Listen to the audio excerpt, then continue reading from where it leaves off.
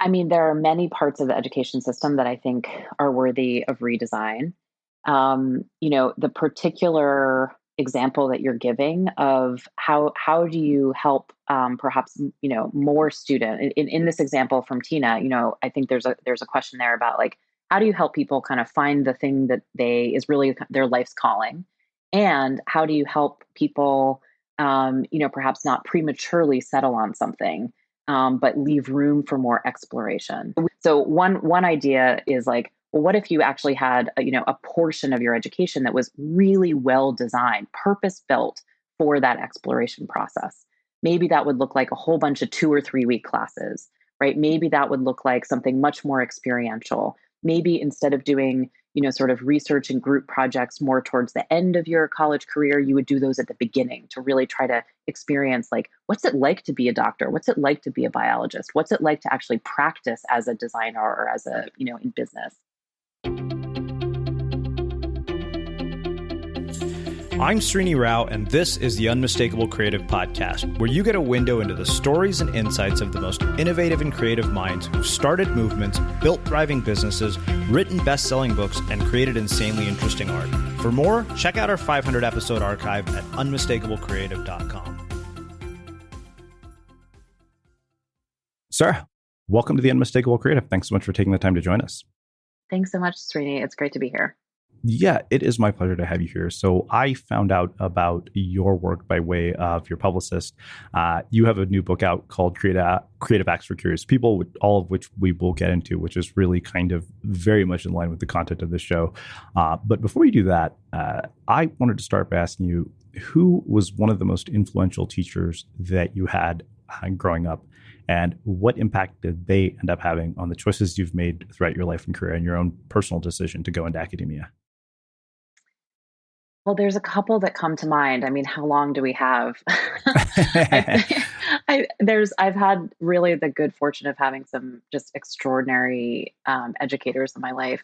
So one who comes to mind is a guy named Will Terry. He was my sixth grade teacher, and he was very beloved by many students. And he was a great teacher on many fronts. But one of the things that he did is he always dressed up for Halloween. And he dressed up to a degree that he was like nearly unrecognizable. And he would often do this because normally he had like a very generous beard, kind of like a mountain man beard. And often his Halloween costume would involve him completely shaving it off. And so you would walk into class and be just like completely disoriented as to who was this stranger at the front of the room, also, in costume. And he just had such a kind of sly sense of humor about it. And I think for me, one of the things that stands out about Will is like just this willingness to play, like really, to show up like as a kind of playful adult, even with a group of kids. And I think that has absolutely left an impression and affected me. Yeah. Another really influential teacher for me was a professor named Paul Dawson, who I studied with in college.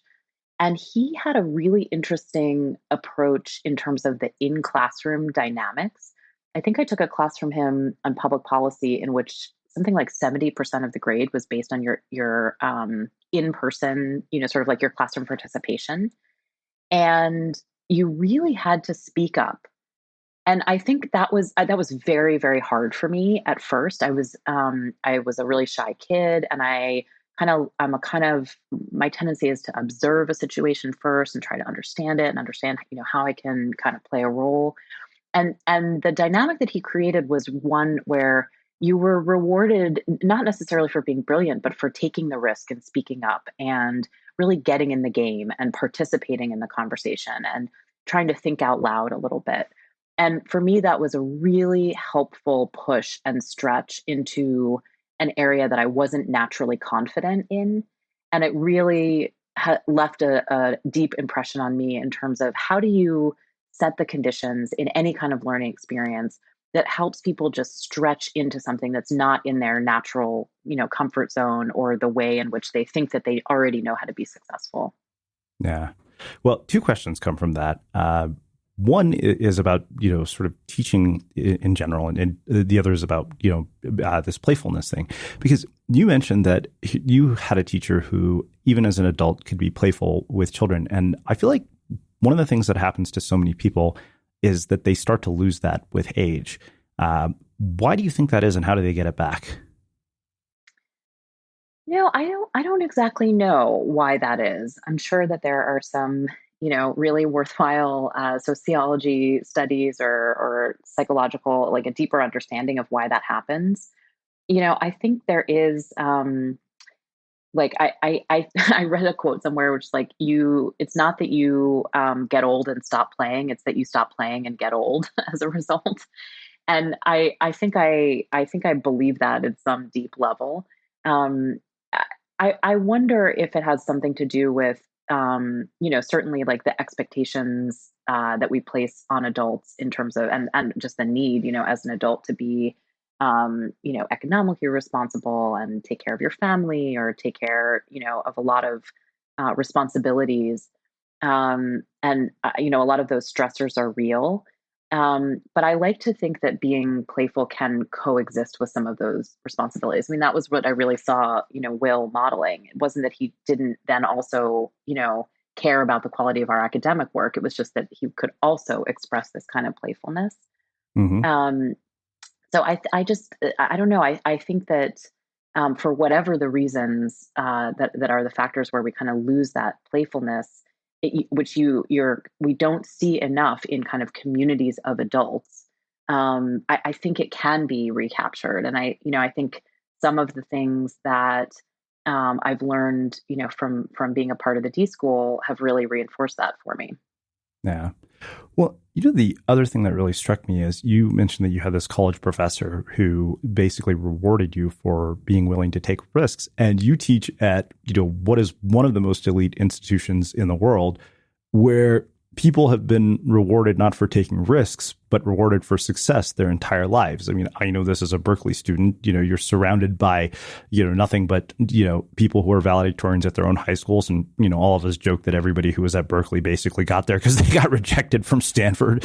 But when you get people like this in that environment, how do you start to break such powerful social conditioning? Because I'm from an Indian family, and the narrative around our house was that, good grades were not something you got rewarded for. They were just what were expected. And I will tell you, the benefit of that is that it leads to a lot of intrinsic motivation.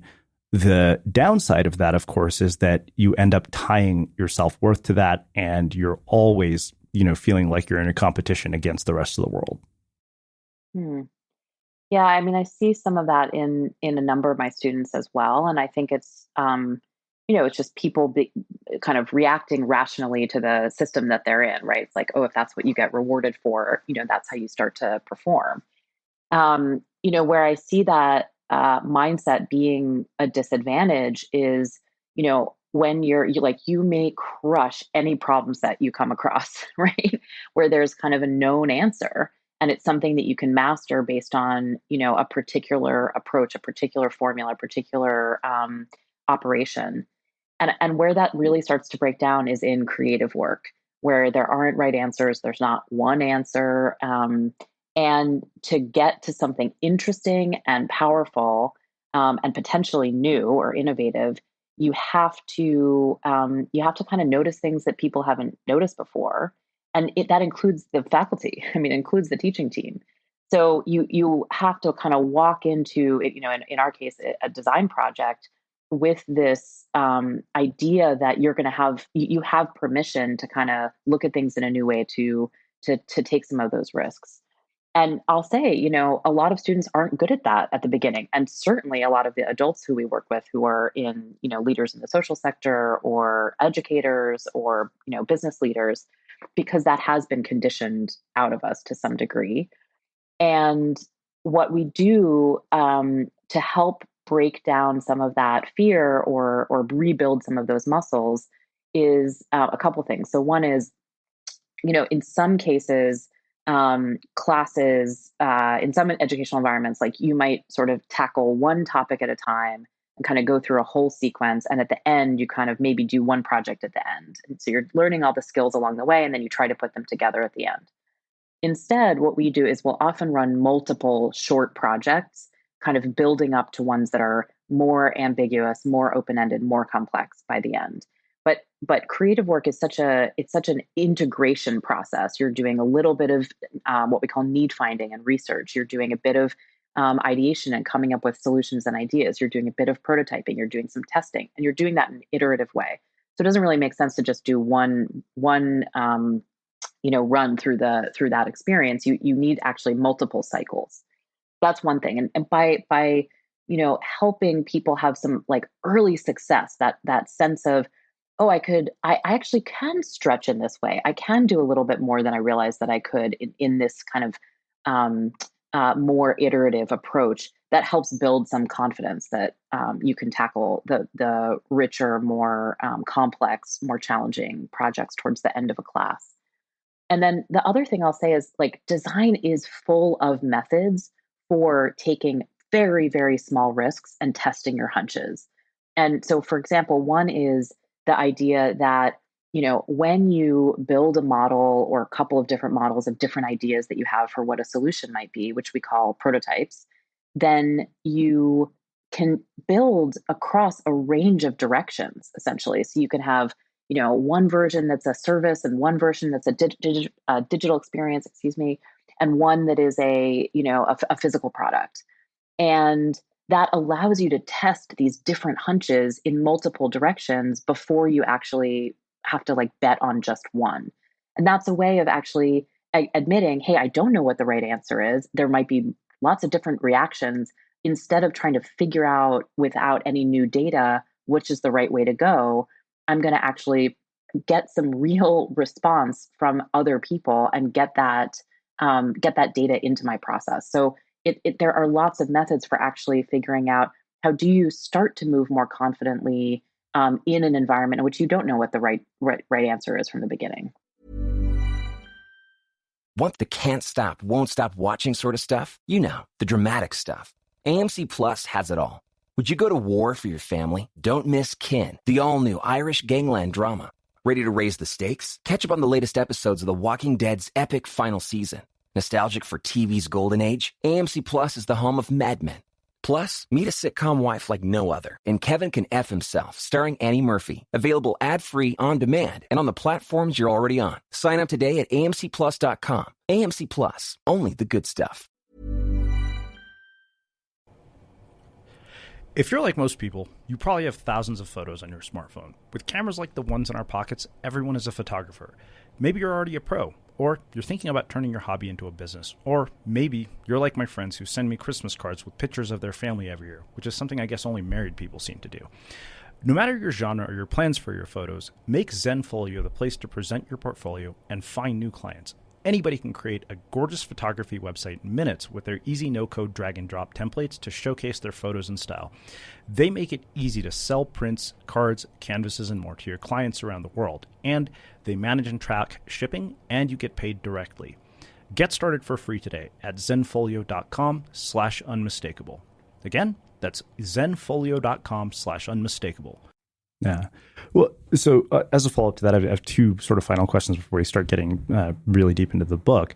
I remember when we had Tina here, Tina Seelig, for those of you who don't know what I'm referencing, who's in our archive if you want to listen to that episode.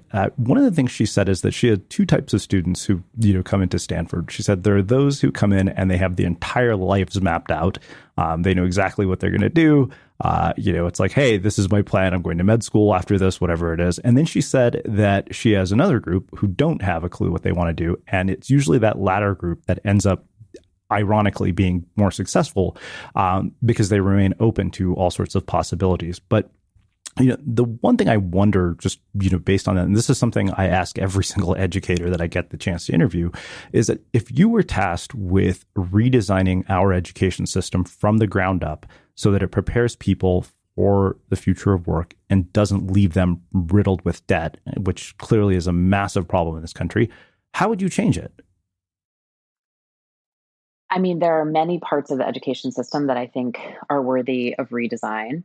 The particular example that you're giving of how do you help perhaps more student in this example from Tina, I think there's a question there about like how do you help people kind of find the thing that they is really their life's calling, and how do you help people perhaps not prematurely settle on something, but leave room for more exploration. And I think, one idea that we've played with at the D School is the idea of like, well, there's actually kind of different modes that you need to be in higher education, for example, where the phase where you're trying to figure out like what is it that you actually want to do and what do you want to learn and what do you want to study. We have the same kind of design of the system for that part of what college should be about as we do for all of the other parts. So we have the same kind of 10-week course rhythm. In a lot of majors, like you kind of got to get started pretty early or you're not going to be able to finish on time, which also has cost implications. So we have some subtle cues in the system that kind of drive people to have to sort of prematurely settle on something, perhaps without experiencing as wide a range of different learning modes and types and subjects as they could. So one idea is like, well, what if you actually had a portion of your education that was really well designed, purpose built for that exploration process? Maybe that would look like a whole bunch of 2 or 3 week classes, right? Maybe that would look like something much more experiential. Maybe instead of doing sort of research and group projects more towards the end of your college career, you would do those at the beginning to really try to experience like, what's it like to be a doctor? What's it like to be a biologist? What's it like to actually practice as a designer or as in business? So that you have more information when you're then making those kinds of consequential decisions. That's one idea. I think there's also, the reality that, for a lot of people, college or any kind of higher education is, incredibly important in terms of their social mobility, in terms of economic mobility. And I think that the reality is like we sort of have one idea right now about like what good looks like, and we need a lot more ideas, right? We actually need, the range of possibilities for what education could look like is far wider than what our system actually resembles, and I think could better serve a much wider range of needs. And so I think there's no one right answer. I mean, this is kind of a classic design problem, and right, and in terms of what it could look like, but we have very sort of strong norms and assumptions about what education should look like and what good looks like. And I'd love to see much more innovation and a much wider range of needs being met through the various systems that we have. Yeah, just hearing you say that makes me think of this documentary I saw about the college admissions scandal. And there was a former Stanford admissions officer in the documentary, and he talked about how the whole idea of an elite college is basically just an illusion that is created by the number of people that you reject. So it creates this perception. But like I said, I was the beneficiary of, state-sponsored education, getting to go to a world-class institution like Berkeley. And there's no question in my life, that has opened doors and that creates a certain perception. But I think that when I see students today, at least in high school, it just seems that the pressure on them is so immense. I remember one of my friends, Sarah Peck, who also grew up in Palo Alto, said that one of the high schools in Palo Alto had one of the highest suicide rates in the country, which that just seems horrible that, in pursuit of something, noble, you end up with such a tragic consequence. I mean, I think anytime we try to fit human beings into a checklist or into sort of one pathway towards what success could look like, we're doing a disservice to what that full range of, human achievement, human expression could actually look like. Yeah. Well, let's shift gears and get into the book. So what has been your career trajectory that led you to the D School that led to this book? Well, I have one of those career paths that I think it makes sense to me in retrospect, but I never like everybody I interview. Predicted it. Yeah. Yeah, that probably you have some selection bias there in terms of who winds up telling you their career path. So I studied history and politics undergrad, and I was really interested in those areas, and art history too. Because I really like understanding the why. I really like understanding kind of like what are the historical factors or forces that have led to a particular situation or moment, and also making sure to understand that there's there's always many different factors going on. I think I'm drawn to those kinds of complex environments and issues.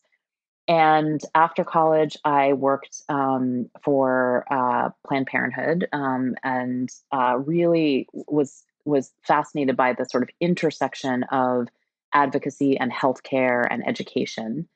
And then I got interested in trying to understand, what are some of the ways that in the private sector, companies and organizations seem to be really able to kind of change as the market changes a little bit more rapidly, perhaps, than in the nonprofit world. And that interest led me to Stanford initially, and to the business school there. I had a very non-traditional background in terms of being a business student, so it was like a really eye-opening experience for me. I learned an enormous amount. And while I was at the business school on Stanford's campus, the D School got started. It was being founded right at the same time. So just by pure chance and serendipity, I was able to take some of the very early classes that the D School offered, and immediately just had this feeling that I had found my community. I found my people.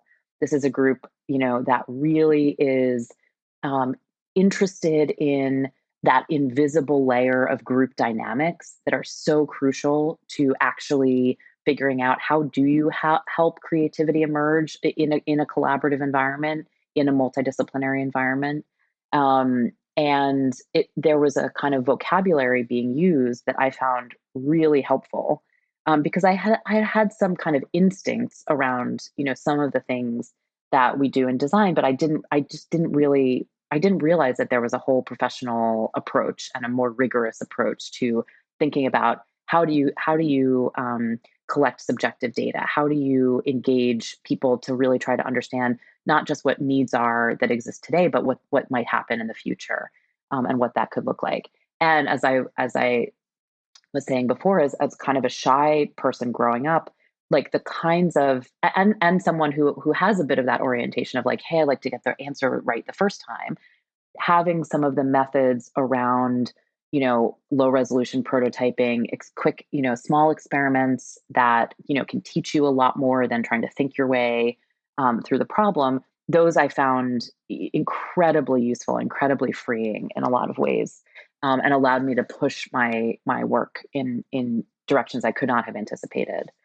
And after I did a stint at the D School as a student and then a fellow, and I wound up working in consulting for a company called Monitor, which is now a part of Deloitte. And at the time, Monitor had just acquired an amazing design strategy firm called Doblin. And so I was lucky enough, again, I mean, like the one theme in my background is just like being at the right place at the right time. The sort of integration of the sort of more traditional business strategy, marketing strategy, acumen that was present at Monitor, and then this design strategy and innovation approach of Doblin, I got to play right at that intersection, and worked on a lot of really interesting projects around the world. I spent a couple of years living in India, actually, as a part of that part of Monitor's practice. And then I came back to the States, and in 2010 moved back to California, and returned to the D School, then as the managing director, and then a few years later as the executive director, where I have been since then.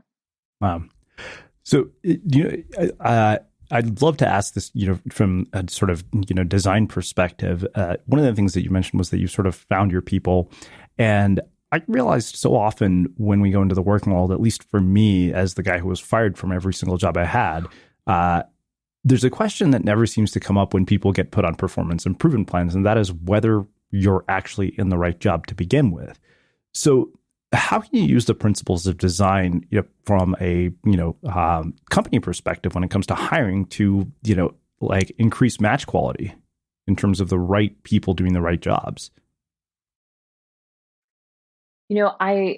One thing that question reminds me of is I believe that there was a policy at Zappos, at least in the early days of the company, that I was really, really excited by. And the policy was that when you were hired, you were automatically in kind of a not probationary period, but sort of a conditional period. And I can't remember if it was a couple of weeks or a month or 2 weeks, but it was a defined period of time. And at the end, there was a moment where both the company and the employee kind of got to say, "Hey, this is working," or "It's not working." And there was kind of a kind of no fault way for everybody to walk away from that hire. And I remember being so impressed by that, because it just struck me as like, that allows you, without kind of, in a way that's not about trying to make a bad situation incrementally better. If somebody, it's like, if that's not the right job for you, or somebody made a mistake, essentially, really just to try it out. And there was like a whole policy and a whole culture built around that. And I was so impressed because, one, I just can only imagine that if everybody did decide it was the right fit, like, wow, I can only imagine the effect on employee retention and sort of satisfaction being much higher after that kind of test period. And what strikes me about it is, like, what they had to do is like design the stigma of it not working out of the situation. Because I think that's where both companies and individuals, we get into trouble, is like when you make a mistake and you land yourself in a job that's really not right for you, or the company has made a mistake. It's like, well, that does not feel good to walk away from, and for anybody. And so if there's a way to reduce the stigma of that, of making that mistake, I just feel like that could be much more freeing. So I don't know if that's the right answer for every situation, but I love the kind of design principles that work behind that strategy. Yeah, I think that, I sort of came to this realization when my sister was in medical school, and I realized, oh, you're doing all these different rotations to figure out what, area of medicine you actually want to go into. And typically when you get hired for a job, you get hired to do one job without the opportunity to explore within that company. I mean, I know there's certain companies that have rotational programs for undergrads, but I feel like so often we're kind of just pigeonholed. I think that's right. And I feel similarly about college, as I was saying. Like, I think it would be really interesting to figure out how to use more of that rotational model earlier in a student's career in a more powerful way. Unwanted family guests are like fish. They start to stink after 3 days. So what's the best mattress for them this holiday season? Definitely not a Nectar. Then they'll never leave. Flip those fish your old mattress and put your human body on a Nectar. Prices start at just $499, and you get $399 in accessories thrown in, plus $100 off, a 365-night home trial, and a forever warranty. A fresher deal than your mackerel-y mother-in-law, right? Go to NectarSleep.com. Even though my family's filled with amazing cooks, me being in the kitchen is basically a fire hazard waiting to happen. But I still want to eat healthy. And if you want to eat healthier and feel your best, then listen up. This is hands down one of the easiest ways. I've been drinking something called cachava as my breakfast to fuel my day. And it keeps me full for hours, and it takes less than a minute to make, which is pretty awesome. So what is it? It's been called the cleanest, most nutrient-dense meal imaginable. And I describe it as the best protein, vitamins, and everything you need to eat healthy all in one shake. It's loaded with over 70 superfoods and nutrients like maca root, chia seeds, sachaini, makai berry, acai, and coconut, and it actually tastes really good.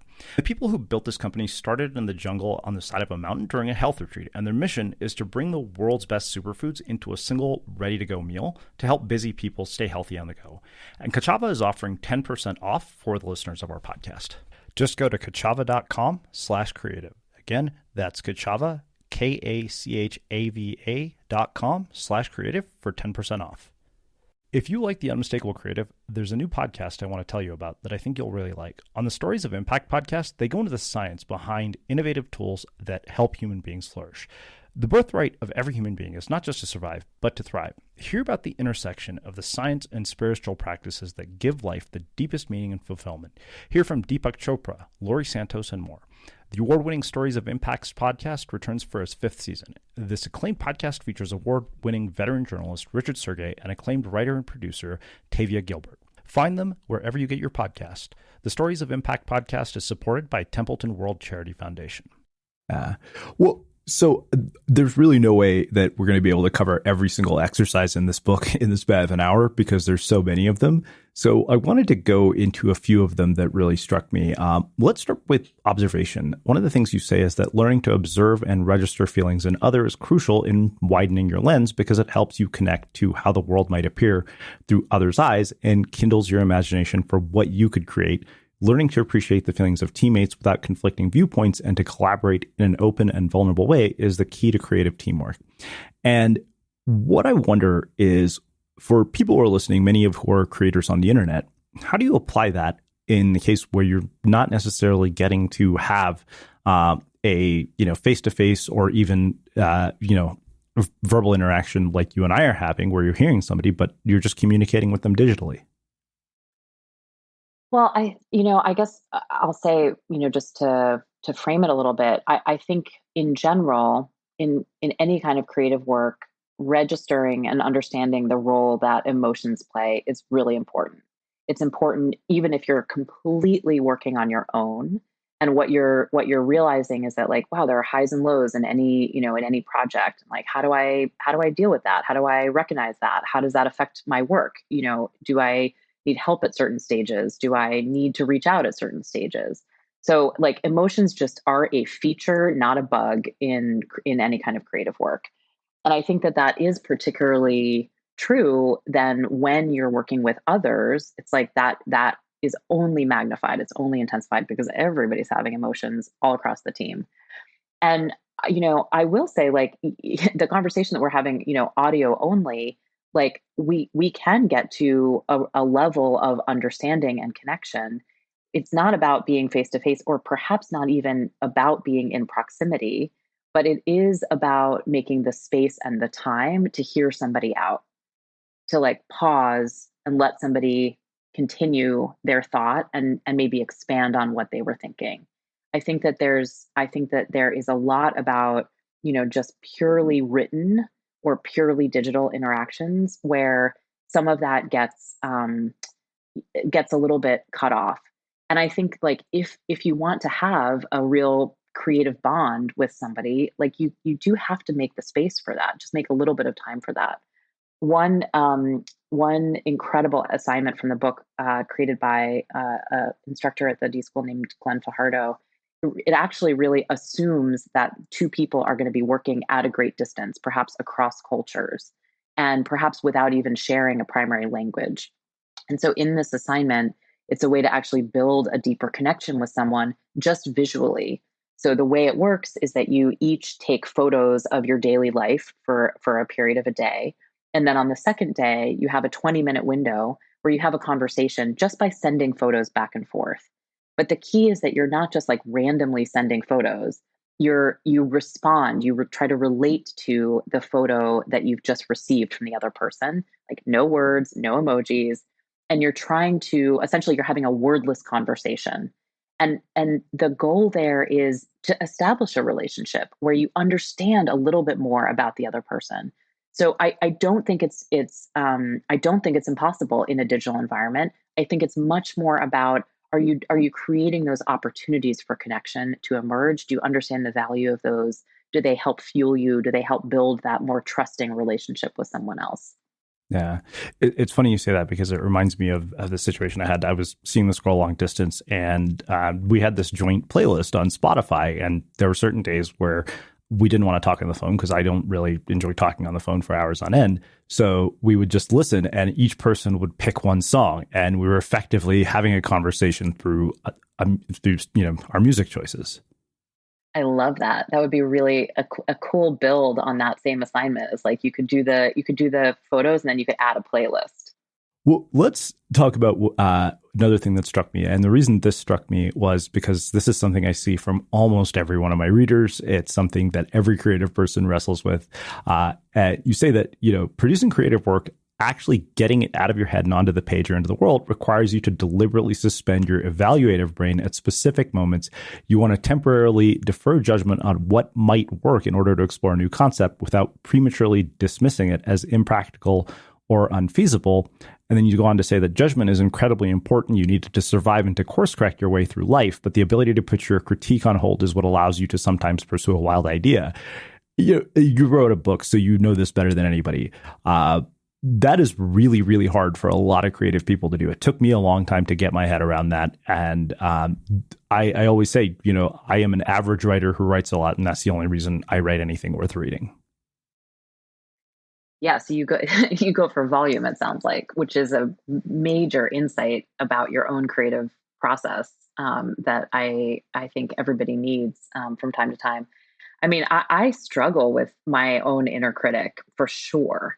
And she came out loud and clear at many moments during my writing process. Actually, I had to develop kind of some new. A book is such a long-term project. Like I had to develop some new ways of dealing with her because she can be very loud and very bossy in my head at times.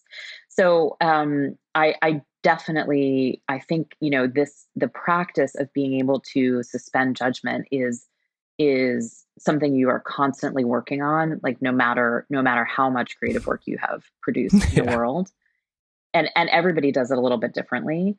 I think, it is just so powerful, even just to really understand that when you can get into that, maybe it's the flow state, maybe, people have different ways of describing it.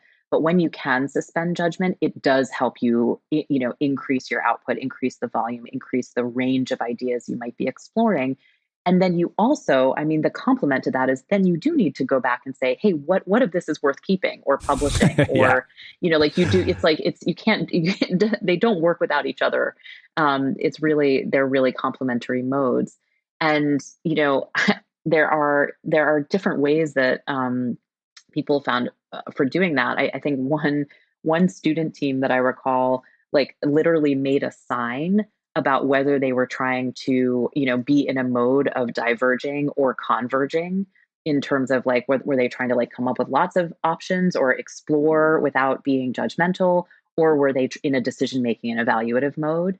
And they would literally like flip that sign around when they were, deciding as a group to switch into the other posture. And that just physical prop like helped them be much more mindful and kind of create that social norm within their group, so that they stopped, blocking each other. And Dan Klein, who's one of the contributors to the book, who teaches in the theater department at Stanford, he made the comment to me that, like a lot of team conflict really comes from when one person is exploring. It just implicitly, they're kind of they're trying to like, think through something. They're sort of in a more open-ended posture.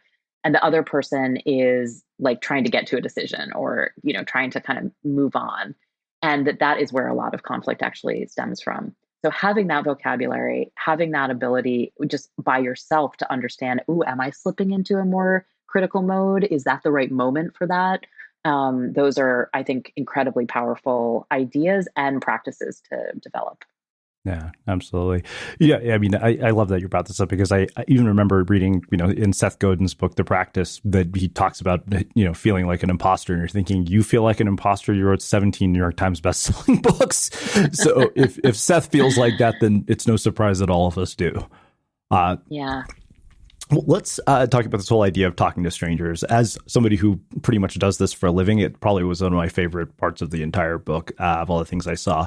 You say that, I have large opinions about small talk. Its prescribed blandness confines our first interactions with new people to safe categories of interest we're all supposed to have in common. Sometimes it breaks down along stereotypical gender lines. Sports are supposedly for men, clothes for women, weather for everyone. In my mind, small talk is just about the cruelest way that people have found to bore each other while providing reassurance that we're not a threat to social order. Despite our social norms for engaging strangers for the first time, I found it remarkable what people will share with each other after a relatively short period if you take care to set the conditions well. This bonding lies at the heart of launching effective and open-hearted collaboration. And I think the reason that struck me so much was because it literally described why I choose the questions that I do to start my interviews. That's very interesting. I mean, it sounds like we have that in common in terms of like, I'm so curious about people, but I want to get to the real stuff as quickly as possible. Yeah. And, like of course I understand, the role that small talk plays in terms of like helping people kind of enter a conversation in kind of a safe way. But in the context of, doing creative work, of working on a design team, you've got to get past that as quickly as possible. And so there are a lot of ways that we use at the D School to build some of those bonds as rapidly as we can.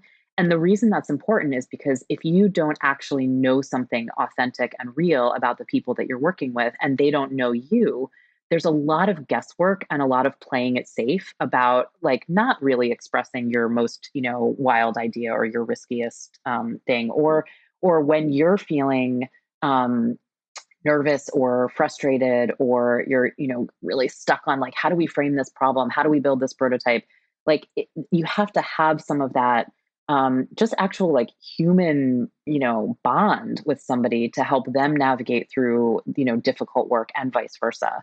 And so it holds teams back if they stay in that sort of very superficial, layer of small talk. So, one of my favorite, and I put this in the book, my personal favorite kind of sequence of helping people get past that small talk barrier. You start with pairs. If you're at a workshop, you're in a class, you're at a conference, and you have the pairs of people kind of meet each other and tell each other the story of their name. And that could be, it's a very open-ended prompt, right? It's like you could tell me about your parents and your culture, and I could tell you about, why I have two last names and not one last name, and, or something completely different. And then you progress to a little bit of a deeper question. And you, in the case of this particular sequence, then each pair gets it with another pair, and they, there's a prompt about sort of what skills do you bring in the event of a zombie apocalypse. And that's great because it allows people to get outside of their normal professional way of describing themselves. But it's also very safe. It's like, oh, I can bake bread, or I'm a good mediator. I've heard that come out. Somebody told me they were like really good at building community under times of stress. And I was like, wow, that is going to be an important skill in the zombie apocalypse. And then the last stage is you ask people to really talk about like how they're seen and how they're known and how they want to be known. And that just goes deep. Like that really is a powerful way of asking people who've started to connect with each other a little bit to think about, how do you want to show up in this collaboration? How do you want to do the work that we're going to do together? And kind of going back to where we started in terms of the theme around play, this is a playful experience, but it's about getting people ready to do quite serious work oftentimes, whether it's serious because creativity does have those ups and downs and you gotta show up for each other during that time, or because you're tackling some kind of project that has, potentially has real consequences that could really help people, or it could be trying to, address some kind of, medical need or legal need, some kind of really impactful work. So I think, for me, there's a really interesting balance around these ways of bringing people into that very serious work, but not abandoning our ability to play and to be real with each other and to really connect. Yeah, it's funny because Vanessa Van Edwards, who was a guest here, actually said, there are two sort of ways you can start a conversation. And she said, that if you, start a conversation with the typical questions of what do you do, where are you from? She said people have default answers to those questions. And so it doesn't end up becoming engaging. And that's often why, I will jokingly, pretty much go for the jugular. We've had guests here, relationship experts, and I'll say, okay, tell me about the first time you got your heart broken to start the interview. And it's amazing what people will tell you. I think that's right. I think, I think people generally want to connect. And if you create a safe environment, you can get to those more meaningful conversations. One of our pairs of instructors, also contributors to the book, Michael Berry and Michelle Ju, talk about um, uh, really thinking about holding space. When you're interviewing someone, you're really trying to hold the space for them. And that creates this sort of ability for people to kind of reflect on their own beliefs and to share some of their stories with you. And there are lots of ways that you need to uphold that safety and create those conditions for folks to be, to feel that genuineness, your genuine interest, your genuine curiosity, your respect, and understanding kind of what your goals and intentions are. So I think there's, you can get people to really open up if you establish some trust and you show that you're trustworthy. Yeah.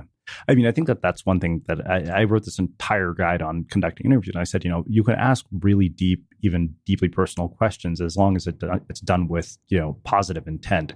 Not like journalists who, drill people to write sensationalist stories, but really to paint this person in a positive light. And that's always, one thing I aim for with everybody.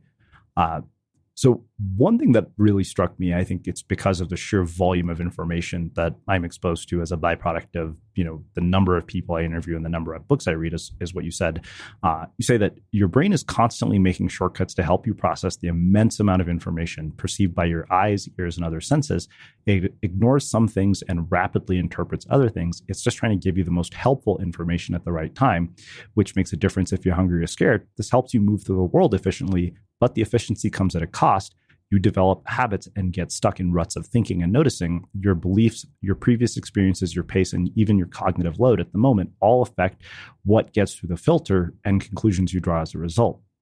And so I wonder how you prevent that from happening, because I know that all of us have cognitive biases, and of course they're all unconscious, so we're not even aware of them. Yeah, I mean, I think it's really, really useful to challenge some of those patterns and some of those habits. And one assignment that I love to share with people is called the derive. And this is, it's about exactly what you're describing. It's like you need to retrain your attention at various times so you can start to see the things that you've been missing. And with the derive, you take a walk around your city, around your neighborhood, wherever you happen to be, around a shopping mall, and you choose a quality of something to follow. And this method comes out of a kind of art and political movement in France in the 60s and 70s called the Situationist movement. And it's a way to drift. And instead of having like an agenda, you allow yourself to follow a quality like the color yellow or a certain type of a line. I've had people, follow like squares or sounds. And the interesting thing is that you walk to that first thing that's yellow and you kind of investigate a little bit. Maybe you make some notes about it and draw a little map. Then you move on to the next thing that you see that's yellow, and then the next thing. And there's something really intense that happens when you're allowing yourself to move around a space in this very unusual way, in terms of not having a preordained path, but allowing yourself to find the next stop along the way. And you see things that you may have walked by for years and that you have absolutely never noticed. And so just having some of those really, literally eye-opening experiences can first start to say, okay, I really am missing a lot of what's out there. Like, okay, well, what else am I missing? Am I missing a lot of opportunities, in the data that I'm looking at for, making important decisions at work? Am I missing important social cues? Am I fully registering and understanding the emotions and the needs of my teammates? And so I think it can be helpful just to start to raise some of those questions in kind of a self-awareness kind of way. There's another wonderful assignment that Scott Dorley likes to teach. He's our creative director at the D School, which is just called a seeing exercise. And you take a photograph and you observe and kind of name what you think is happening in that photograph. And then you say why you think that's the case. And then you talk about why you think that's the case. And it's a process of noticing small details, and one, recognizing that like without engaging with the people in that scene, you actually don't know for sure. So you're completely in the space of hypothesis and hunch. But it's like the longer you look at a photo, the more that you notice. And I think, again, that's a very useful way of recognizing how much information we're actually constantly filtering out and skipping. And that when you sit down and actually with a very mindful approach, kind of train your attention in a new way, there is so much more out there to observe. Yeah. Let's get into one more idea that really struck me. You say that to come up with novel, compelling concepts that helps to build on the ideas of others, an idea that's bouncing around between two or more brains might just be cooler, weirder, or more insightful, all good things that you put in the position to consider a wide range of potential solutions. This process requires you to listen and then respond, as opposed to just generating new ideas internally and then saying them out loud. And I think the reason this struck me is because pretty much every single thing that I write is inspired either by a conversation I've had with somebody like you or something in a book that I read. But there's this interesting balancing act, between, what I call mimicry and modeling. So how do you use other people's ideas but avoid mimicry? Well, I think, sort of being able to be honest about where that inspiration came from, I think is actually really important. And I tried something in this book that I hope lands really well, which is that, a lot of a lot of the writing in the book that's, completely coming from me, but a lot of the underlying ideas, they come from the assignments that other faculty and instructors at the D school have taught. And I wanted to make it really clear that these concepts, these ideas, these practices are originating from a very wide variety of people, which I think makes the book way more interesting and useful to readers. It's like 100 brains are involved in this, and so I really tried to track down and to acknowledge the sort of the origins of a lot of these different practices. I'm sure I didn't get every single one perfectly right because as you're saying, like a lot of methods that we use, they come from and have been adapted and built on this long history in design or in art or in other kinds of creative practices. And I think the where the balance comes for me is this being adapted and shared in the right context? Is it relevant for the moment? Is it about stretching it into a new sector or a new type of problem that you're trying to figure out in a way that perhaps it hasn't been before? Are you trying to introduce it to folks? It's like these are practices that designers use intuitively. At the D school, a lot of what we're trying to do is to bring folks who have, completely different disciplinary backgrounds into the fold and into a space where they can apply their own particular expertise, but come together in a creative process. And so, like for me, a lot of that balance comes from, introducing these ideas to new audiences in new ways, in the current moment that we're in, and thinking about how do the tools need to evolve, how do these things need to shift and to change. So that's kind of where I find that particular balance. Yeah. Yeah, I think that really struck me because I always jokingly say I don't really know anything. I'm just the accumulation of 1,000 other people's ideas, many who are smarter than I am and better at what they do.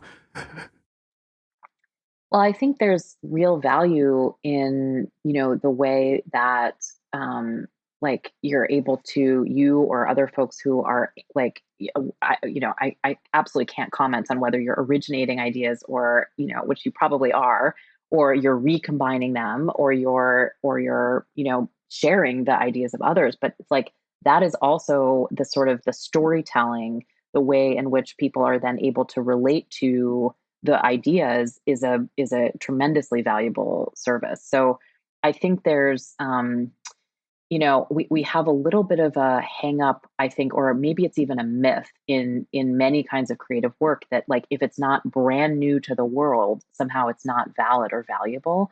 And I just actually don't think that's how creativity works. I think that we have some like storytelling that's how what creative work looks like. It's kind of similar to our conversation about like success, looks like one particular way in an educational environment. We design our whole educational environment around that. Well, I guess at the, part of what we're trying to do at the D School is really say like creative work is a team effort, right? To actually get to really powerful, complex, solutions in problems that are important and serious, like you need lots of people coming from lots of different perspectives to contribute. That is very different than that model of sort of the individual creative superstar. So I kind of like to see that myth go away a little bit. Yeah. Well, so let's finish with two final questions and one last concept. You talk about this idea of what you called bisociation, and you talk where you say, while writing about creativity in the mid 20th century, Arthur Koestler, whose book The Art of Creation inspired the assignment, coined this term, and it combines ideation, coming up with new ideas, with synthesis, connecting two previously unrelated things.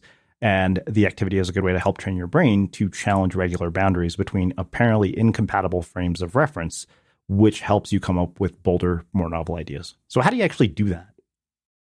So I learned this practice from Hannah Jones, who's a former fellow and a teacher at the D School.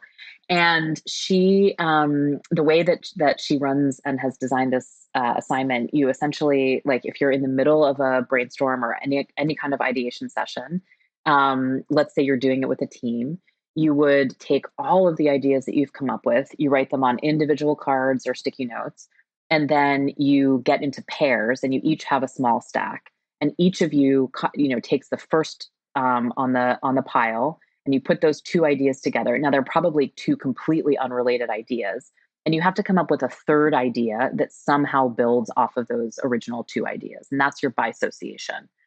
And at the end of you've got your sort of the new ideas that have come out.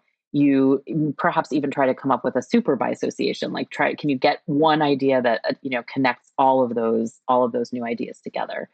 And one of the ways that this activity can function is like it introduces some randomness into a process, which is extremely freeing. And you're also like, you're not actually going for good ideas at this moment. You're really trying to push in terms of that sort of like more playful, kind of just out there concepts. And actually, the experience of allowing yourself the freedom to not work on good ideas, but to work on interesting ideas or novel ideas that are becoming, are coming to be because they have to connect, a bicycle and a moose, right? Or, whatever the two, strange things that come together are. Um, that's like the giving yourself an embodied experience of what it feels like when you come up with that more novel, more interesting idea. And that can be profoundly useful, again, as a way to sort of like retrain your brain for a moment. And it's also good to just like have that moment of play with a group. And you can certainly do this on your own just by like randomly, mixing a set of cards and then trying to come up with those, bisociations yourself. But I think that, there's an underlying theme in a lot of our practices, which has to do with, can I have an embodied experience of the creative behavior that I'm seeking to develop, the skill that I'm seeking to develop in a fun way, in a quick way, so that then when I'm approaching that same kind of task in a longer term effort, in a serious design project, you've had that experience already. You have a sensitivity to what that skill needs to look like. Amazing. Well, this has been really, really insightful and thought-provoking. So I have one last question for you, which is how we finish all of our interviews at the Unmistakable Creative. What do you think it is that makes somebody or something unmistakable? I think it's that that quality of self, of like being, who you actually are, and sharing that a little bit. I think, I guess I tend to remember and gravitate towards people or experiences or, movies or, um, any kind of work of art that just feels, I guess the word is authentic, but I'm struggling to try to find a kind of less sort of the moment word. Um, just feels real. And I think that's a rare quality. It requires like a lot of vulnerability and disclosure. And yeah, I think that's really the first thing that comes to mind when I think about what makes something unmistakable. Amazing. Well, I can't thank you enough for taking the time to join us and share your insights and stories and wisdom with our listeners. Where can people find out more about you, your work, and the book? Well, thank you so much for having me. This was a really fun conversation. You can find out more about me at the D-School website, which is dschool.stanford.edu. We're actually in the midst of publishing a whole series of books. So there's Creative Acts for Curious People, which is the one that I have just brought into the world. But then we have some really cool books coming up around navigating ambiguity, around designing with data, around courage, and around designing for belonging. And those you can find at dschoolbooks.com. Awesome. And for everybody listening, we will wrap the show with that. Thank you for listening to this episode of the Unmistakable Creative Podcast. While you were listening, were there any moments you found fascinating, inspiring, instructive, maybe even heartwarming? Can you think of anyone, a friend or a family member who would appreciate this moment? If so, take a second and share today's episode with that one person, because good ideas and messages are meant to be shared. Even though my family is filled with amazing cooks, me being in the kitchen is basically a fire hazard waiting to happen. But I still want to eat healthy. And if you want to eat healthier and feel your best, then listen up. This is hands down one of the easiest ways. I've been drinking something called cachava as my breakfast to fuel my day. And it keeps me full for hours, and it takes less than a minute to make, which is pretty awesome. So what is it? It's been called the cleanest, most nutrient-dense meal imaginable. And I describe it as the best protein, vitamins, and everything you need to eat healthy all in one shake. It's loaded with over 70 superfoods and nutrients like maca root, chia seeds, sachaini, makai berry, acai, and coconut, and it actually tastes really good. The people who built this company started in the jungle on the side of a mountain during a health retreat, and their mission is to bring the world's best superfoods into a single ready-to-go meal to help busy people stay healthy on the go. And Kachava is offering 10% off for the listeners of our podcast. Just go to kachava.com/creative. Again, that's Kachava, KACHAVA.com/creative for 10% off. Look, staying healthy isn't easy. Watching your diet, hitting the gym, avoiding stress. But a good night's rest helps boost your overall health and wellness. And it couldn't be easier. The Sleep Number 360 Smart Bed effortlessly adjusts in response to both of you. The result? You wake up ready for anything. Proven quality sleep is life-changing sleep. And now save $1,000 on the Sleep Number 360 Special Edition Smart Bed, only for a limited time. To learn more, go to sleepnumber.com.